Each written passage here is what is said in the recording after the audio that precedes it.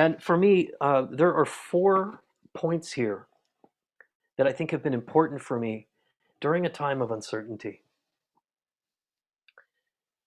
We are not in the same place we were a year ago or 2 years ago, and there's a lot we don't know. There's also a lot, it doesn't just mean that it's a scary thing, but it's also a time of great opportunity, I think. Opportunity how? Well, how to deal with uncertainty. For me, there are 4 ways I think that I'm always trying to come back to this refuge of um, riding the waves on this raft that we're all on. And one is that we've talked about many times, and that is what we call anicca in the Pali, impermanence. Impermanence is the nature of everything. In flux, in flow. Let's not get mired in everything that feels like it could be a permanent struggle, a permanent thing. It is not.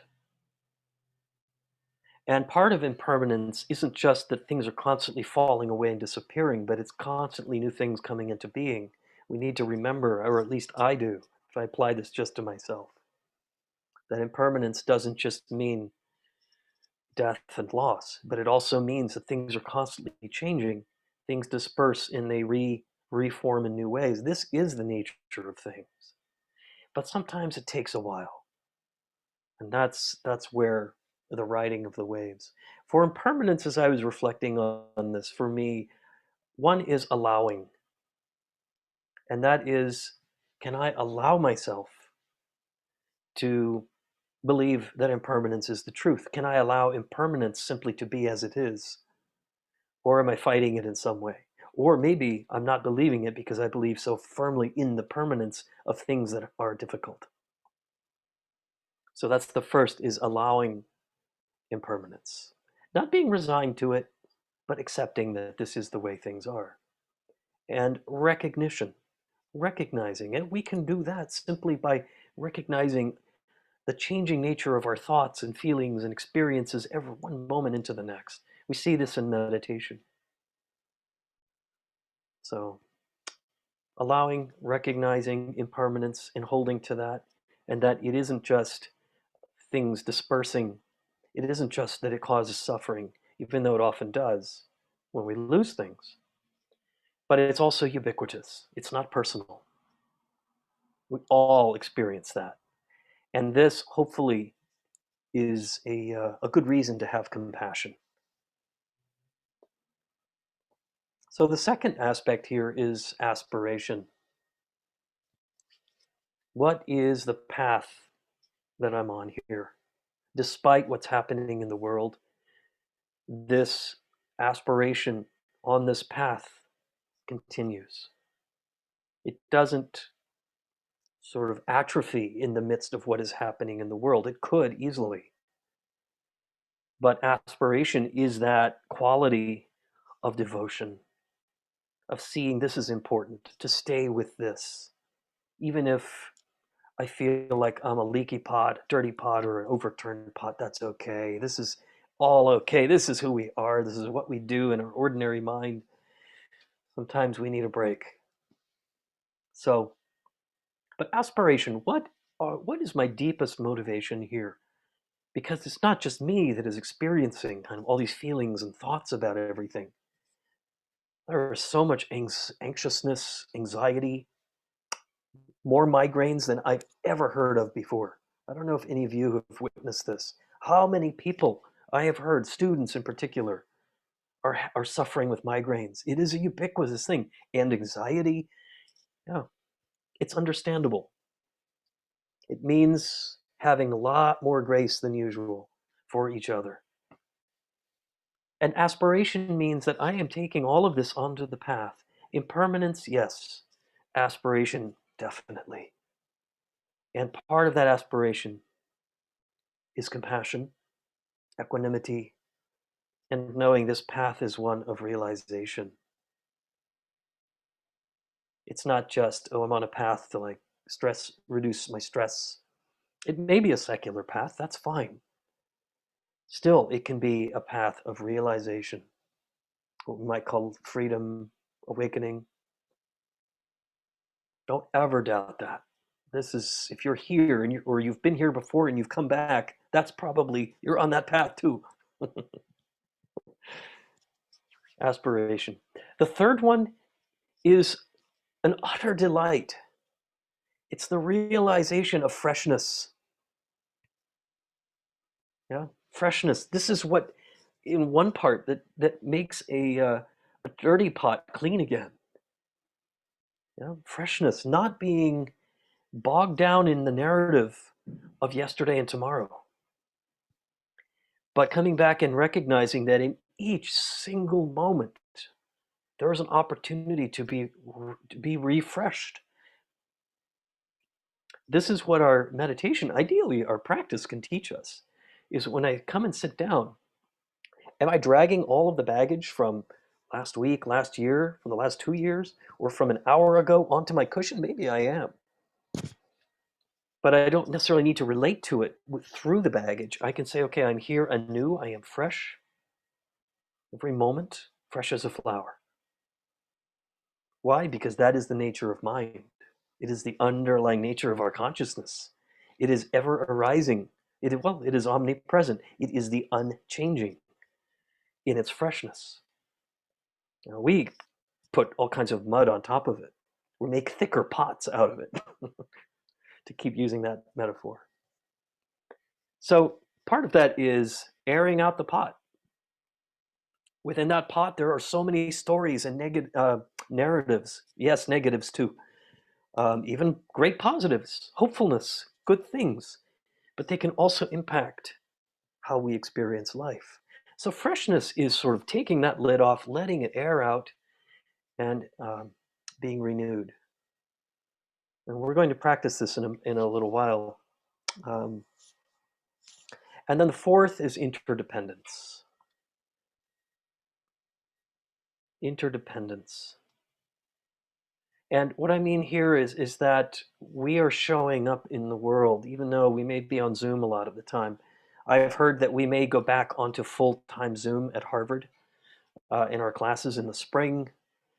Much to my chagrin, much to my disappointment, there it is. Yeah, I can still be fresh on Zoom. And so everyone's in this boat. It's been this boat that's just being tossed back and forth. And so how we show up influences the communities we're in. In essence, being on a path trains us to become the environment that others experience. In the words of Martin Lowenthal, who's a great friend and meditation mentor, um, we become, through our practice, the environment others experience because we are interdependent, because the world, we're part of this ecosystem of existing. And so, can we then, in order to condition ourselves to be worthy responders, and when I say worthy here, I mean authentic, skillful, and compassionate ones. This isn't a judgment call. Through wisdom, through curiosity, through interest, and this notion of impact, that when we show up, we are in essence able to influence the environment we inhabit and that others experience from us. Um, there are other terms that I just came up with, like flow, all these really cool things that we like to talk about. Very true. But I kept coming back to these four for where I am right now in this new year. Am I hopeful? Am I looking positively at 2022? No. Am I despondent? Am I thinking negatively? No. I don't know what will unfold this year. But whatever it does, I will still show up in the same way. Yeah. I will still understand that impermanence is ubiquitous. It's always been this way. It's just things are different. Things are different now. Aspiration, doubling down. Compassion, equanimity, not losing this path of realization, being devoted to it with an open heart. Freshness, being watchful of the narratives and recognizing that that root of being fresh as a new flower opening in the morning sun is always also a part of this deep inner nature of mind. And interdependence, recognizing that how I show up can be the environment others experience. Now, curiosity is part of that wisdom, and recognizing impact. I practice, this is the Bodhichitta aspiration in Tibetan Buddhism. I practice not just for my own well being, but because I encounter suffering. I practice in a spontaneous way. Let's be spontaneous and confident in that. Spontaneous. This is what builds faith. These are sort of the building blocks of faith. Confidence in spontaneous compassion. Yeah. Arising out of emptiness, as Atisha just told us. Rising out of emptiness. Compassion arises out of emptiness, and when it ceases to exist, it recedes back into emptiness. That's an odd thing to say.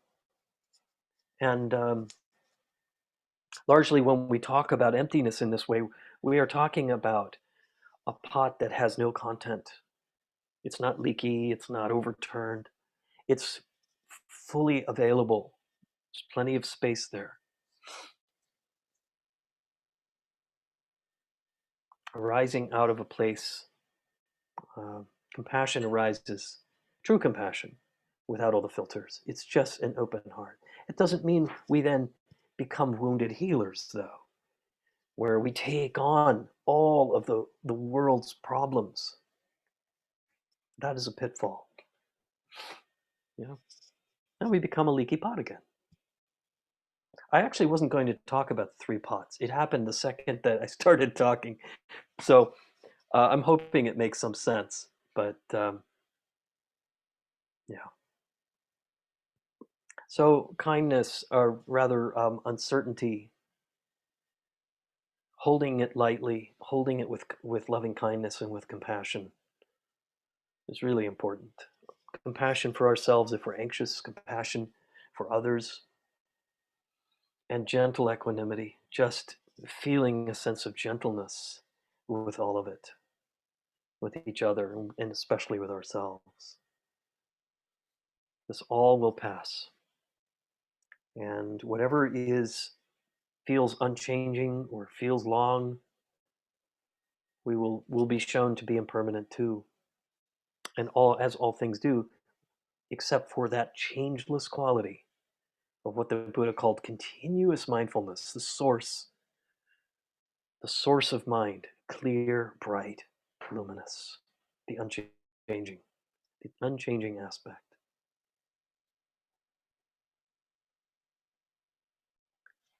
Um,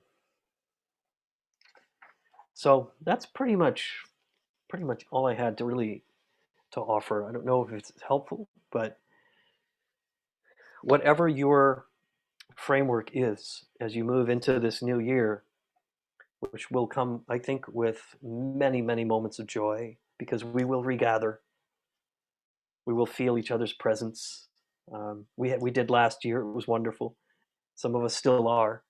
Some of us have decided to kind of roll back on it a little bit. But nonetheless, I think we are learning how to live with changing world while staying on this path.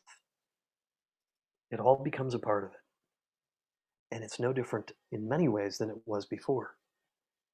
We're just being asked to be more vigilant, perhaps, especially when this collective mind, this colonized consciousness that is so easy to get in, starts to take over. And therefore, we need refuge, not as an escape, but as a place consistently, just like we did this weekend. We created this beautiful refuge. 4 hours yesterday and 3 hours earlier today and then tonight. How to rediscover freshness, to rediscover potential and stillness in the midst of it all.